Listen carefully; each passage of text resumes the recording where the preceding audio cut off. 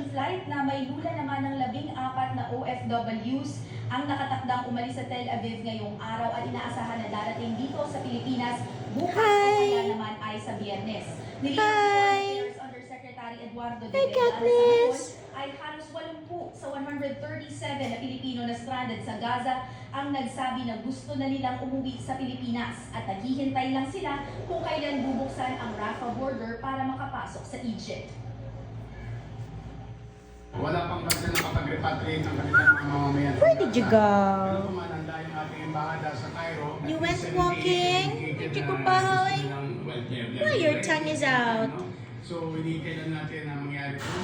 Lo? Sabi ng Israeli It's at the Diyan? be ready anytime. Is it?